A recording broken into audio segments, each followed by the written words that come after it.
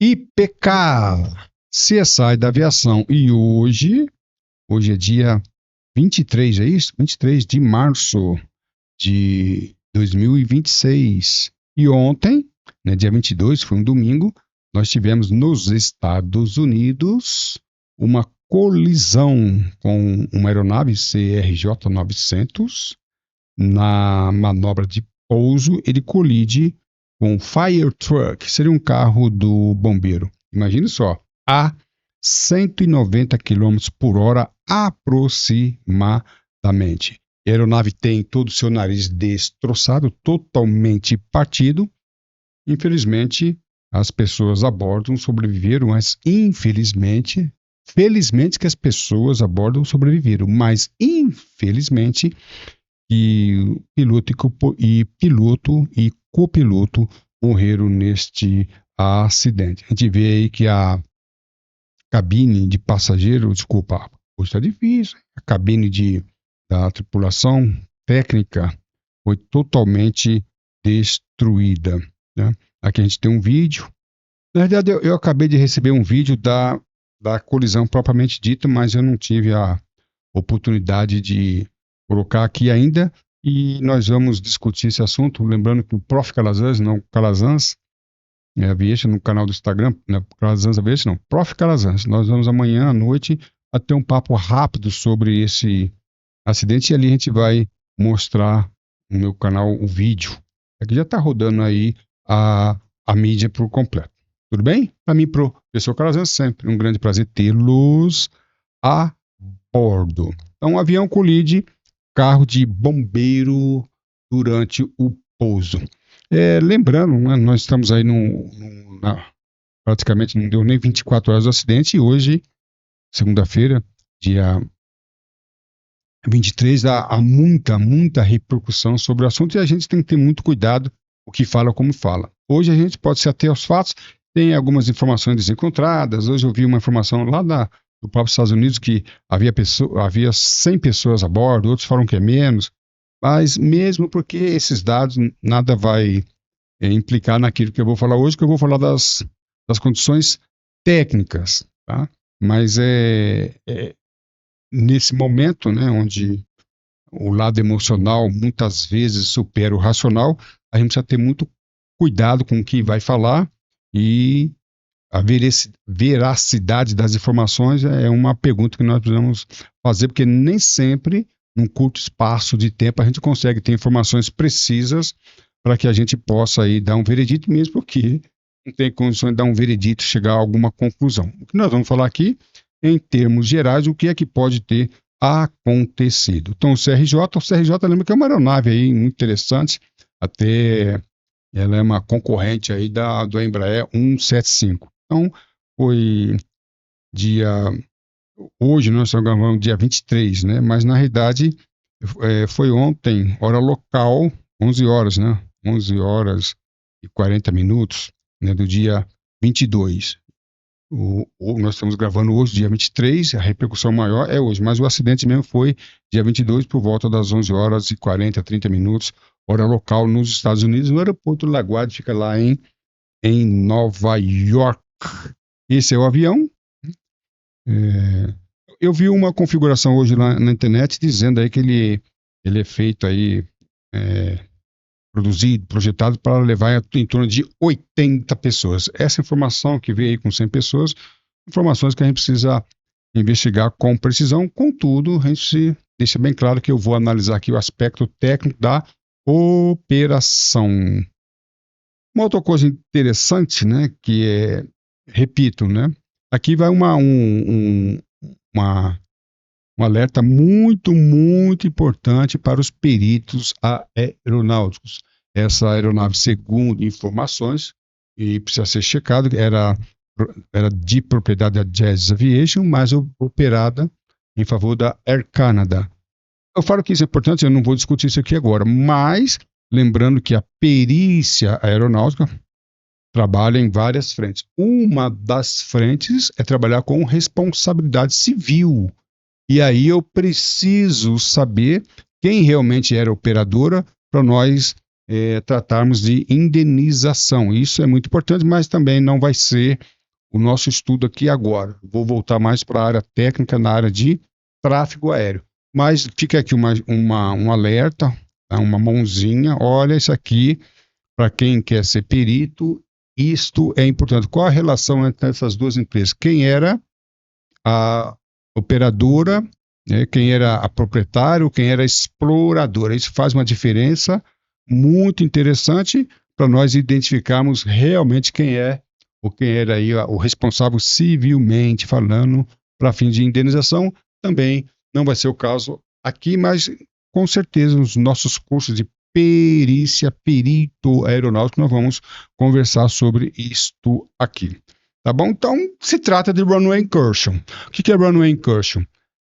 Também não vou explicar o que é runway incursion aqui, mas lembrar que runway incursion, em termos de, traduzindo para o português, é incursão de pista. O que é incursão de pista? O próprio nome está falando, incursão de pista. Então, está se tratando, uma ocorrência que se dá na pista de pouso e decolagem. Ocorre, eu estou falando aqui de uma forma bem leiga, porque esse vídeo aqui não tem a finalidade de atingir somente, alcançar somente os profissionais, mas as pessoas leigas. Então, tem uma pista de pouso e decolagem, e no caso aqui houve a colisão, alguém estava errado. Então, o que é runway incursion? É quando um veículo, uma pessoa ou um avião está na pista de pouso e decolagem, alguém ali não foi autorizado a estar ali. Por questões várias, alguém estava no lugar errado, na hora errada. Enquanto tem uma operação de pouso e decolagem, somente uma aeronave deve estar envolvida nessa manual de pouso e decolagem. Não pode haver duas aeronaves, ou uma aeronave, uma pessoa, uma aeronave, uma viatura, um veículo, seja lá o que for, duas aeronaves, numa mesma pista, em operações similares, pouso e decolagem, no mesmo momento, tá bom? Então, lembrando que runway incursion, incursão de pista, tem mais coisas para nós falarmos aí. E a pergunta agora me recebi na verdade eu recebi muitas perguntas. O que aconteceu, Carlos? Eu falo sobre fato. Então, qual é o fato? Uma aeronave estava, no caso aqui, pousando quando colidiu com um fire truck, um carro de bombeiro que estava atendendo uma outra ocorrência numa outra pista, em outro local. Alguém estava errado ali. Esse é o fato. Agora, por que aconteceu? Eita, aí é complicado, tá? Então vamos lá? Alguém estava no lugar errado no momento errado. Bom, professor Calazans, só pode ser a viatura que estava no lugar errado. O avião não estava no lugar errado, não sei. Não dá para analisar. Há pouco tempo, semana passada, eu estudei um caso de uma aeronave aqui em Congonhas que foi autorizada a pousar na pista 35 esquerda e pousou na direita. Até foi feita uma investigação como incidente grave. Então pode ser, não estou dizendo que foi aqui, não estou dizendo, nem posso agora, em menos de 24 horas, só um louco, um insano vai concluir quem está certo e quem está errado. Mas eu estou dizendo que é possível que a aeronave esteja errada. Não sei o que aconteceu, como aconteceu. O que aconteceu, eu sei. Como e por quê, vai aí ter uma investigação muito interessante. Então, cuidado. Não só pode ser a viatura errada. Não, cuidado. Cuidado, que é muito prematuro afirmar ou então negar, discordar de alguma afirmação. Não é momento para isso. Vai ser feita uma investigação e aí sim, nessa investigação, poderemos chegar a alguma conclusão. Mas não é normal, né? Hoje uma pessoa perguntou, é normal? Não, normal, olha que interessante essa pergunta. É normal? Não. Normal é que vem da norma, normal é que vem da lei, normal é que vem da regra. E a regra deixa bem claro que em operação de pouso e decolagem, a pista tem que estar totalmente livre para aquela aeronave que está realizando o pouso ou a decolagem. Então, isso é normal. Isso é o que diz a norma. Se eu tenho uma colisão com uma aeronave e uma viatura, alguma coisa fugiu à regra. Agora, quem fugiu à regra e por quê? Cuidado, não dá para chegar nessa conclusão. Agora, uma coisa eu posso falar. Vamos lá. Quem são os envolvidos nessa tragédia? Houve aí pessoas envolvidas. Então, o controle de tráfego aéreo. Cuidado com aqui que eu vou falar com muito cuidado. Eu estou falando envolvidos. Eu não estou falando nem de culpados e nem de responsáveis. Então, quem é perito aeronáutico, ele faz o brainstorm. O que é o brainstorm? O brainstorm, muito antes de apurar causas, muito antes de apurar fatores, contribuintes, responsáveis ou culpa, você tem que fazer o brainstorm para ver quem é que está envolvido. E não quer dizer que todos que estejam envolvidos sejam culpados. Então tem uma preliminar. A preliminar é apontar os envolvidos. Então eu posso aqui apontar os envolvidos. Controle à torre, controle de tráfego aéreo, né? A viatura que ali colidiu, né? O controle de tráfego aéreo tem que ver quem é que presta o serviço de tráfego aéreo, se é uma pessoa jurídica da área privada, da área pública. Aqui tem que identificar. A viatura, quem que é a viatura? Pertence à administradora do aeroporto? Não, é um terceiro, e seja lá o que for. Tem muita coisa. E a própria empresa aérea, os pilotos. Repito, envolvidos. Não estou dizendo culpados, que não dá para fazer, mas não há como estudar vou falar acidente, né, com 2 vítimas fatais, falar de acidente, não tem como nós estudarmos, como nós investigarmos sem se pensar. Pode ter mais pessoas físicas ou jurídicas envolvidas? É capaz. Então o NTSB, que é o órgão lá que vai investigar, lembrando que nos Estados Unidos, em casos de investigação, a FAA, que é equiparada aqui, o NTSB é equiparado ao CENIPA, e a FAA é equiparado à ANAC, aqui no Brasil, Agência Nacional de Aviação Civil, Federal Aviation Administration. Ela é muito atuante quando há acidente. É possível que haja uma investigação por parte do NTSB, uma investigação paralela por parte do FAA. Ou até, é claro que aqui, havendo vítimas fatais, provavelmente terá no mínimo mais um órgão, um terceiro órgão aí, investigando aí, no caso, podendo ser homicídio culposo ou doloso. Então nós temos no mínimo aí 3 pessoas jurídicas aí investigando esse acidente. Aí os fatores, aí é que tá. Eu não vou falar sobre todos os fatores. Professor Calazans, quais são os fatores? Lembrando que em perícia nós não trabalhamos com fatores contribuintes. Nós trabalhamos com causas e nós trabalhamos muito bem essa diferença. Esta diferença, ela é predominante para quem quer atuar como perito. Lembrando que o aspecto de segurança de voo trabalha com fatores contribuintes. Uma abordagem de perícia, que tem como escopo a responsabilidade jurídica, seja ela administrativa, penal ou civil, ela não trabalha com fatores contribuintes apenas. Caminha um pouquinho mais com causas. Né? Mas eu vou aqui só citar algumas que serão objeto de estudo. A sinalização, lembrando que foi no período noturno, né, você tem uma condição de visibilidade bem diferente de um voo, embora estivesse ali, a gente percebe que havia condições boas de visibilidade, mas mesmo assim não é a mesma coisa que durante o dia. Então, o que foi instruído para, principalmente a viatura? A sinalização estava adequada, estava correta. Nós já tivemos acidentes aeronáuticos em que um dos fatores contribuintes, dentre vários, foi exatamente a sinalização. Então, você entrar numa pista de táxi, na pista de pouso e decolagem, você tem sinalização no chão, sinalização luminosa, com certeza isso aqui vai ser objeto de estudo. Além de radar, tinha radar de solo, um outro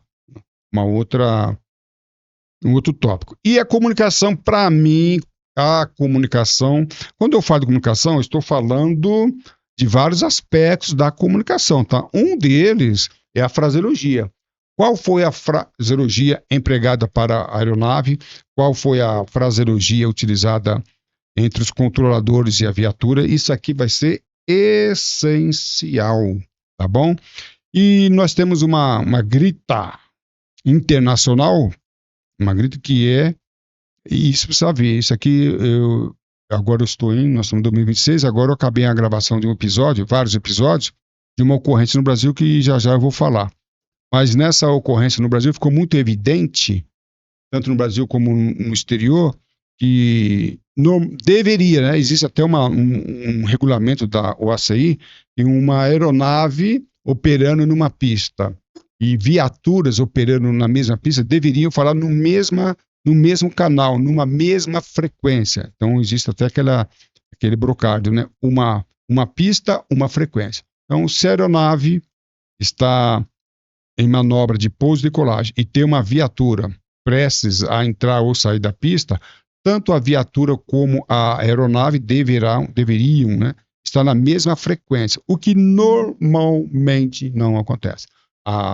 O controlador fala com a torre numa determinada frequência, normalmente um VHF, e o outro controlador fala com a viatura, geralmente no radinho, num HF ou até mesmo outro equipamento. Então, nós vamos ver neste acidente esse clamor internacional e uma recomendação da UACI, uma frequência, uma pista, né? E eu ainda acrescento, né?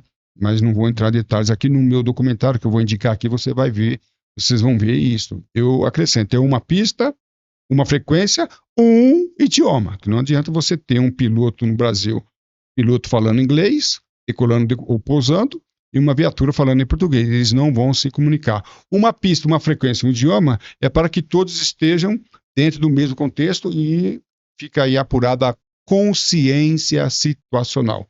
Quando você tem um piloto falando numa frequência e a viatura numa outra frequência, eles não estão se ouvindo e ninguém sabe o que está acontecendo. Se a viatura está ouvindo o pouso ou a decolagem de uma aeronave, opa, ela vai ficar mais atenta. Mesma coisa o piloto, se estiver sabendo da operação de cruzamento ou ingresso de uma viatura na pista, vai ficar mais atento.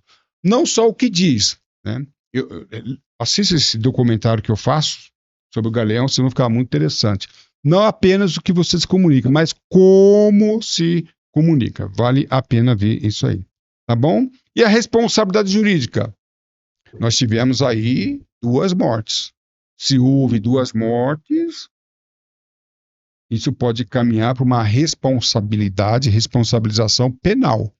Estou falando aqui homicídio doloso ou culposo. Acho muito difícil, não impossível, mas muito difícil, uma caracterização de homicídio doloso aqui. Mas culposo é possível perante a lei, embora esteja falando aqui no Brasil, nesse caso, o homicídio culposo é equivalente. Não posso julgar controlador, piloto, nem viatura. Eu só estou falando que isto é plenamente possível. Se foi o que aconteceu, os investigadores vão atuar ali. Mas, cuidado, em perícia falamos de responsabilidade. Professor Calazans, no acidente que eu vou discorrer daqui a pouco, coloquei uns documentários, alguns episódios no canal do YouTube. Professor, não seria melhor falar em segurança de voo ao invés de falar de responsabilidade? A responsabilidade jurídica não foi revogada no Brasil, tá? O Código Penal brasileiro, o Código Civil, prevê responsabilidade jurídica.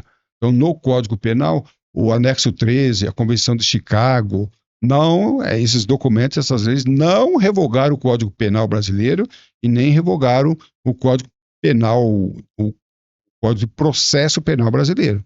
Então, falar que não possa haver não é verdade, não é realidade jurídica lugar nenhum do mundo, tá? Que não possa haver responsabilidade.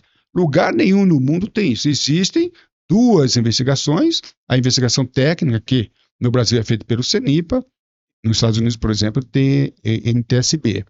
A investigação técnica é legal, salutar, nobre o seu serviço, que é fazer uma investigação com finalidade de apurar os fatores que contribuíram e evitar que novos acidentes ocorram pela mesma causa, pelos mesmos fatores. Aí, beleza. Mas isso é uma falácia, isso não dispensa a responsabilidade feita pelos advogados, delegados, promotores, juízes e assim por diante. Tá bom?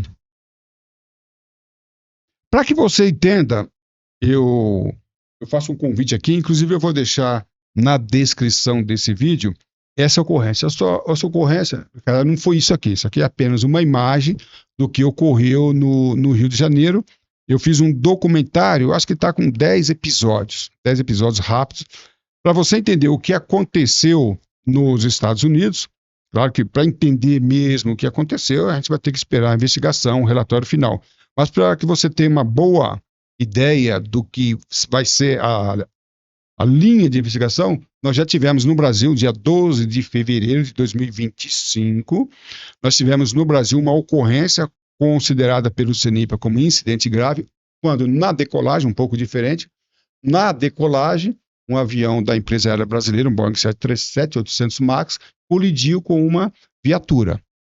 Então, nesse acidente aqui, que já, repito, já foi concluído o relatório, eu faço ali várias abordagens, se não me engano, está em torno de 10 abordagens.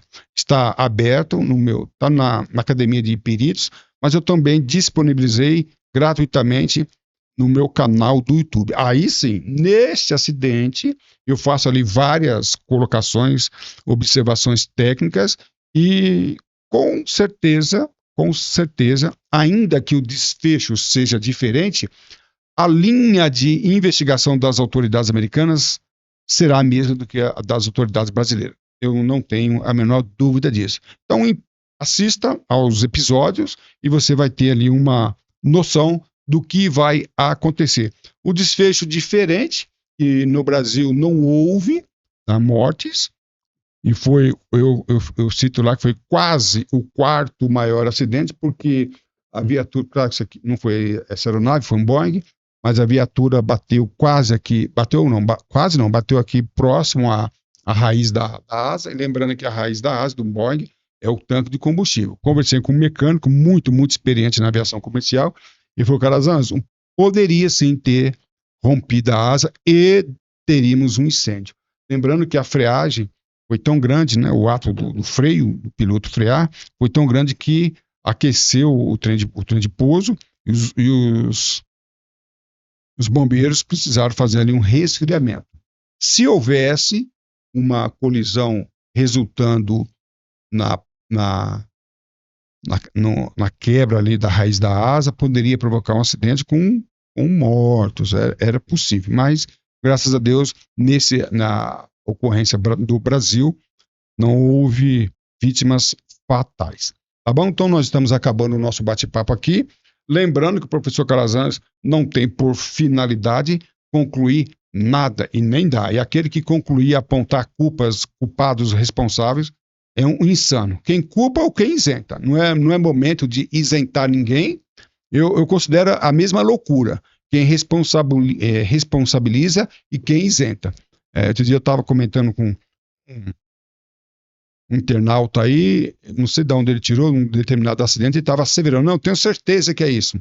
Eu falei para ele, tem uma coisa que você não é investigador, nunca foi, não sei se um dia será.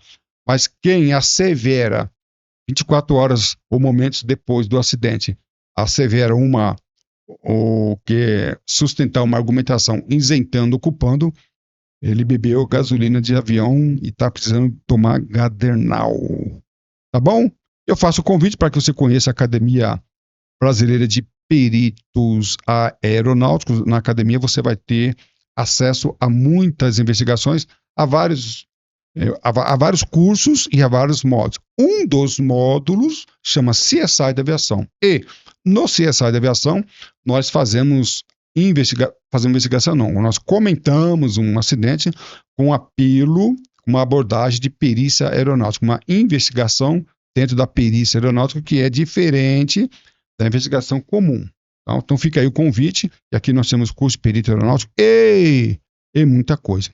Tá bom? No canal do YouTube, o professor Calazans tem vários vídeos, várias playlists, e uma delas é essa aqui, Perito Aeronáutico, onde você está assistindo esse vídeo, que está aberto ao público. Se inscreva para que tenha acesso, inclusive o episódio, que eu vou deixar aqui os links, chama Incidente Grave no Galeão. Tá? Incidente Grave no Galeão. Em alguns episódios eu escrevi quase, não, foi colisão, mas foi quase o maior quarto acidente da aviação brasileira. Tá interessante. E ali você pode curtir, comentar e compartilhar. Tá bom? Repito, vou deixar os links da academia, vou deixar os links dos cursos Perito Aeronáutico, outros cursos, e os links dos episódios da ocorrência, vou falar, ocorrência ocorrida no Brasil. É muito pleonasmo. Tá bom?